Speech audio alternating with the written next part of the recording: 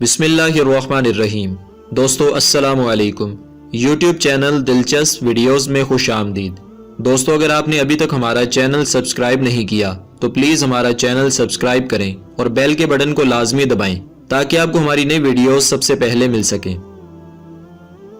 دوستو قرآن پاک نے بار بار اس مسئلے پر روشنی ڈالی اور اعلان فرمایا کہ ہر کافر مسلمان کا دشمن ہے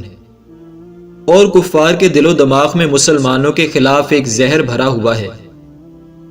اور ہر وقت اور ہر موقع پر کافروں کے سینے مسلمانوں کی عداوت اور کینے سے آگ کی بھٹی کی طرح جلتے رہتے ہیں۔ لیکن سوال یہ ہے کہ کفار کے تین مشہور فرقوں یہود و مشرکین اور نصارہ میں سے مسلمانوں کے سب سے بڑے اور سخت ترین دشمن کون ہیں، اور کون سا فرقہ ہے جس کے دل میں نسبتاً مسلمانوں کی دشمنی کم ہے؟ تو اس سوال کے جواب میں قرآن پاک ہماری ہدایت فرماتا ہے، لہٰذا اس پر ایمان رکھتے ہوئے اپنے بڑے اور چھوٹے دشمنوں کو پہچان کر ان سب سے ہوشیار رہنا چاہیے۔ اللہ تعالیٰ قرآن پاک میں پارہ 6 سورہ مائدہ کی آیت نمبر 82 میں ارشاد فرماتا ہے،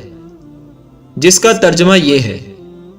ضرور تم مسلمانوں کا سب سے بڑھ کر دشمن یہودیوں اور مشرکوں کو پاؤ گے،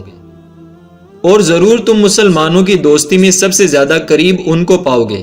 جو کہتے تھے ہم نصارہ ہیں، یہ اس لیے کہ ان میں عالم اور درویش ہیں اور یہ غرور نہیں کرتے۔ دوستو تاریخ کے صفحات پڑھنے سے پتہ چلتا ہے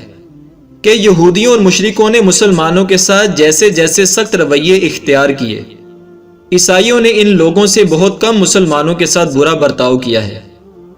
اور یہودیوں اور مشرکوں نے مسلمانوں پر جیسے جیسے ظلم و ستم کے پہاڑ توڑے ہیں،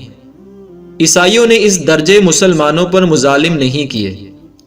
لہٰذا مسلمانوں کو چاہیے کہ یہود و مشرکین کو اپنا سب سے بڑا دشمن تصور کر کے کبھی بھی ان لوگوں پر اعتماد نہ کریں اور ہمیشہ ان بدترین دشمنوں سے ہوشیار رہیں، اور عیسائیوں کے بارے میں بھی یہی عقیدہ رکھیں کہ یہ بھی مسلمانوں کے دشمن ہی ہیں، مگر پھر بھی ان کے دلوں میں مسلمانوں کے لیے کچھ نہ کچھ نرم گوشہ ضرور ہے، اس لیے یہ یہودیوں اور مشرکوں کی بانسبت کم درجے کے دشمن ہیں۔ دوستو آپ کو واضح ہو گیا ہوگا کہ مسلمانوں کے دو بڑے دشمن یہودی اور مشرکین ہیں اور ایک چھوٹا دشمن عیسائی طبقہ ہے۔ اللہ تعالیٰ سے دعا ہے کہ اے مالک مولا اسلام کا بول بالا فرما اور دشمنان اسلام کا منہ کالا فرما۔ دنیا بھر میں جہاں کہیں بھی مسلمانوں پر ظلم و تشدد ہو رہے ہیں، تمام مسلمانوں کو اپنا حفظ و ایمان نصیب فرما، بالخصوص ملک شام اور عراق کے مسلمانوں کی،